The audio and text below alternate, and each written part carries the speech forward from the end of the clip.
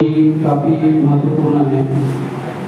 तो टॉपिक यहाँ पर डिस्कशन के लिए रखा गया है, इलेक्ट्रॉनिक वोटिंग मशीन ईवीएम को खत्म कर देना चाहिए। ईवीएम मनुष्य एवं आर्टिफिशियल इंटेलिजेंस द्वारा हैक किए जाने का खतरा बहुत अधिक है। एलन मस्क के इस बयान पर गंभीर चर्चा।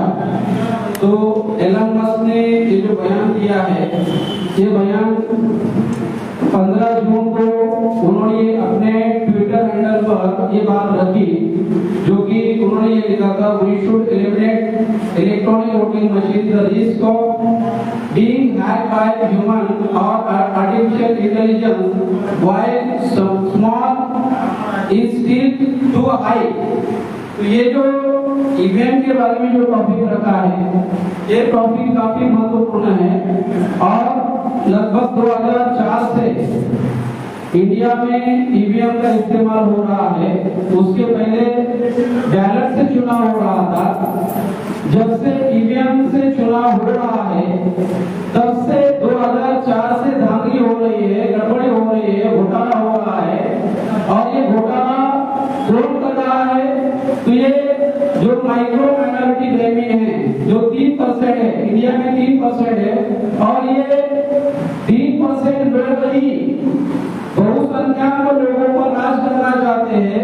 एससी, एसटी, ओबीसी माइनॉरिटीज के लोग जो है बहुसंख्यक है, और अल्पसंख्यक लोग बहुसंख्यक लोगों को राज नहीं कर सकते। लोकतंत्र में ये संभव नहीं है, मगर ये ईवीएम के माध्यम से ये राज बरकरार है। इसका मैं आपको आपके सामने 2-3 एग्जाम्पल देना चाहूंगा। जैसे कि 2004 में ईवीएम में घोटाला करके कांग्रेस ने चुनाव जीता, लोकसभा का चुनाव जीता।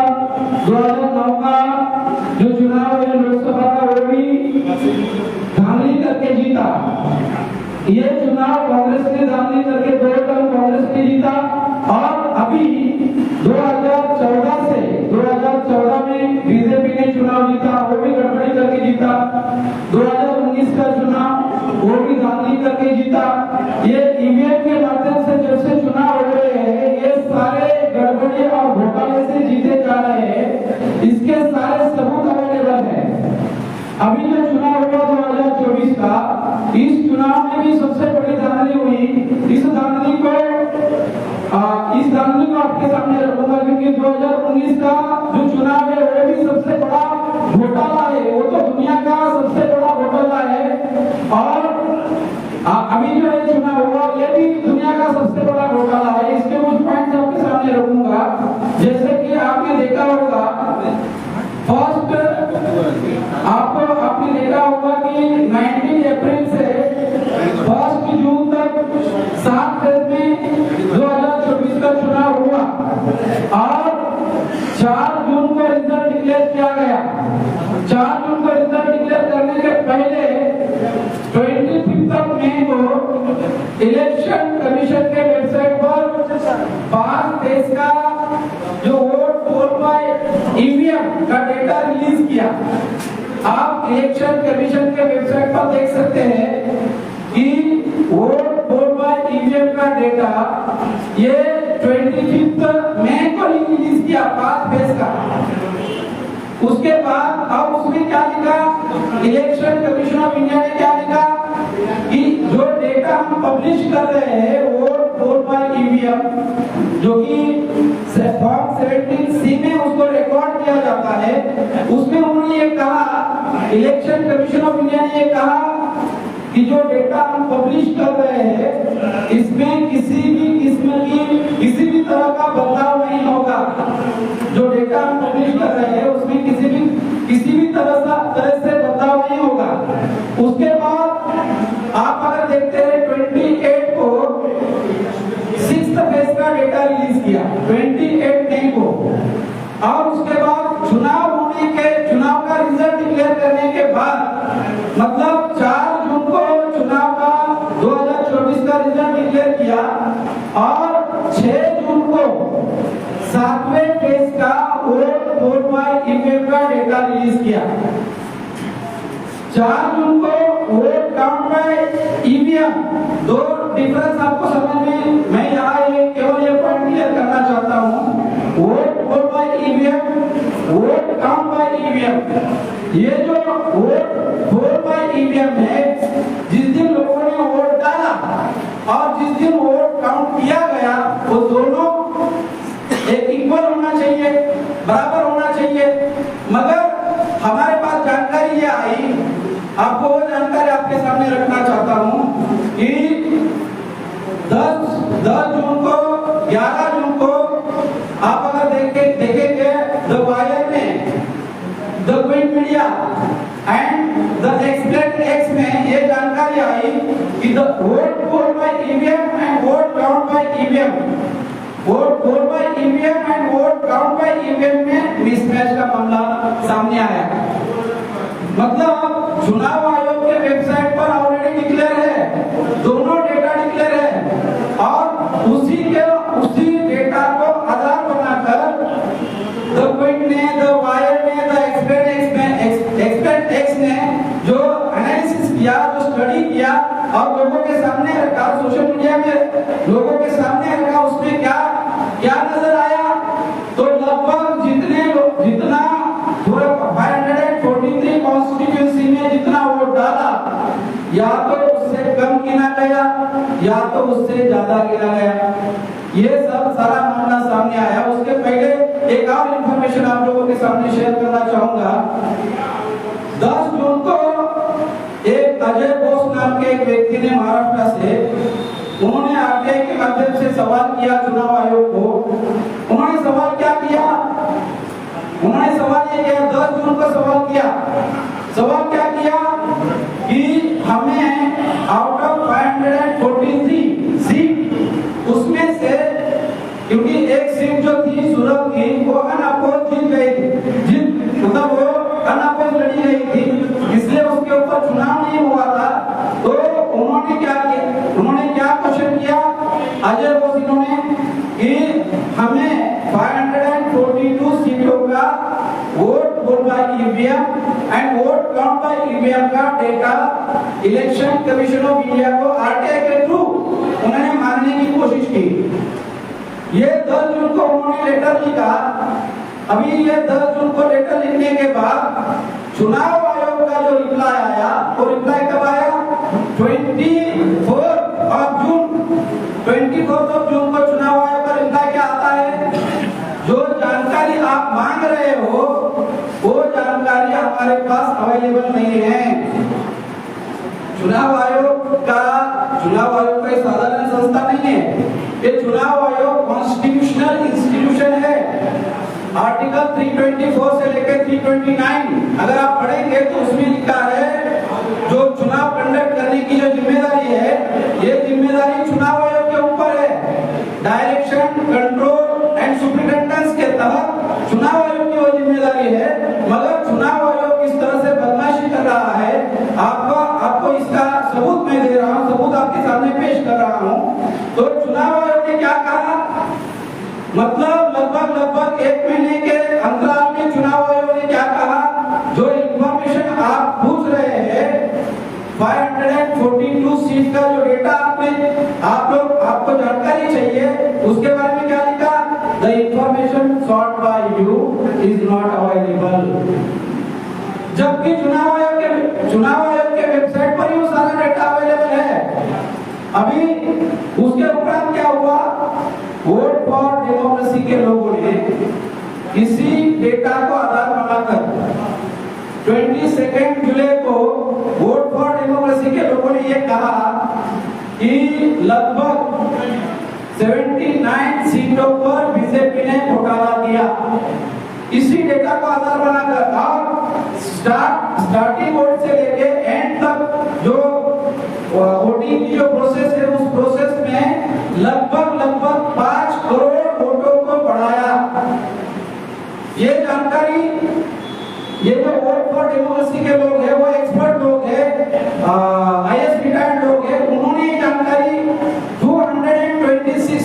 26 पेज का डॉक्यूमेंट रिलीज किया और उस डॉक्यूमेंट में उन्होंने बकायदा वो सारी जानकारी लिखी। तो उन्होंने वहां पर ये कहा कि किस तरह से 2024 के चुनाव में धांधली हुई, गड़बड़ी हुई, उसका उसका सारा रिकॉर्ड 226 पेज में उन्होंने लिखा हुआ है। उसके उपरांत में शॉर्ट में बताना चाहूंगा, ये बहुत सारी बातें, बहुत लंबी प्रोसेस है।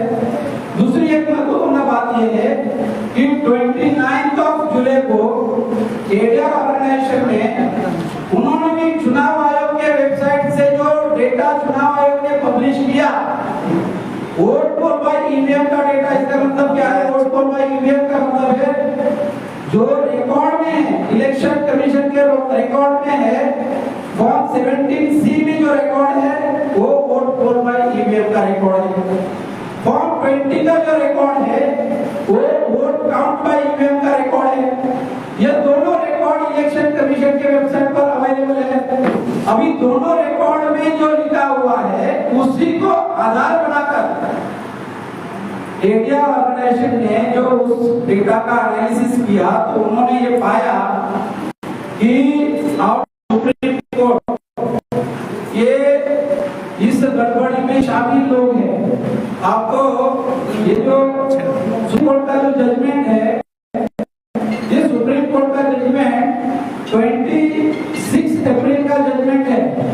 अगर ये जजमेंट आप 56 पेज का ये जजमेंट केवल पढ़ेंगे तो आपको किसी भी आधार पर ये नहीं लगेगा कि ये जजमेंट है। सुप्रीम कोर्ट ने जो जजमेंट सुप्रीम कोर्ट ने देना चाहिए, जैसे कि जर्मनी का जो कॉन्स्टिट्यूशनल कोर्ट है उन्होंने ईवीएम के विरोध में जजमेंट दिया। वो जजमेंट क्या कहा? उन्होंने ईवीएम के विरोध में जो जजमेंट जर्मनी ने दिया, जर्मनी के कॉन्स्टिट्यूशनल कोर्ट ने क्या कहा? ईवीएम मशीन को यूज करना, इस्तेमाल करना ये असंवैधानिक है, अनकॉन्स्टिट्यूशनल है, अनलॉफुल है।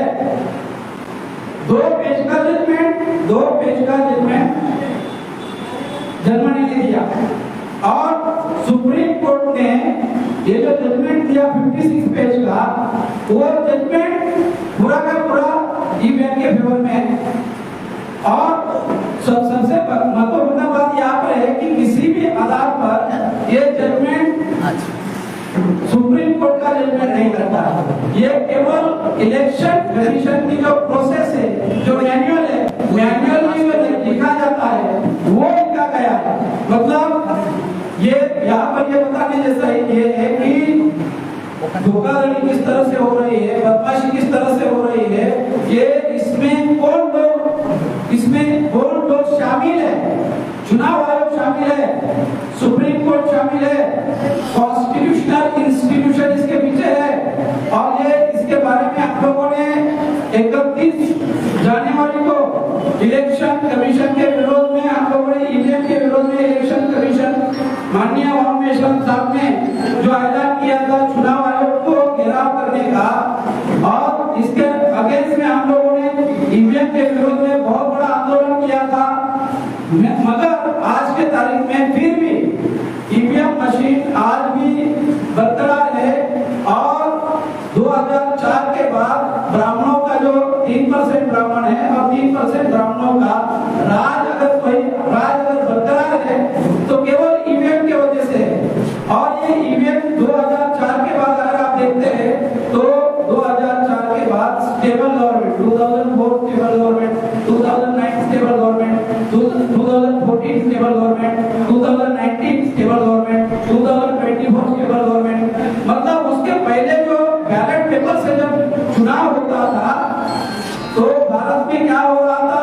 1989 से अगर आप देखेंगे केवल तो 2004 के पहले 1989 तक अनस्टेबल गवर्नमेंट था इंडिया में। और अनस्टेबल गवर्नमेंट का परिणाम क्या हुआ? मतलब ये क्यों हुआ अनस्टेबल गवर्नमेंट?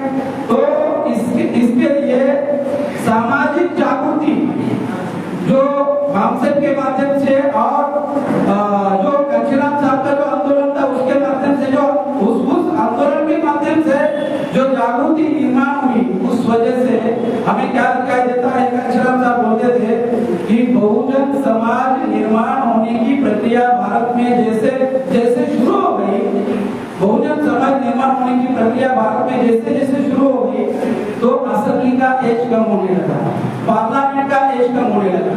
मतलब असेंबली का एज और पार्लियामेंट का एज जो 5 साल सरकारें चलती थी वो 2-2 साल में गिरने लगी, बिगड़ने लगी। तब जाके 3% ब्राह्मणों ने ये सोचा कि आने वाले समय में स्टेबल गवर्नमेंट के लिए उन्होंने ईवीएम लाया और ईवीएम से आज तक स्टेबल गवर्नमेंट बरकरार है। जो आज हमें जो ईवीएम आज की मनुस्मृति है, इसलिए हमें ईवीएम के विरोध में बहुत बड़ा आंदोलन खड़ा करना होगा और वो आंदोलन माननीय वामनेश्वर साहब के नेतृत्व में चल रहा है। तो इतनी बात आज के मौके पर मैं कहना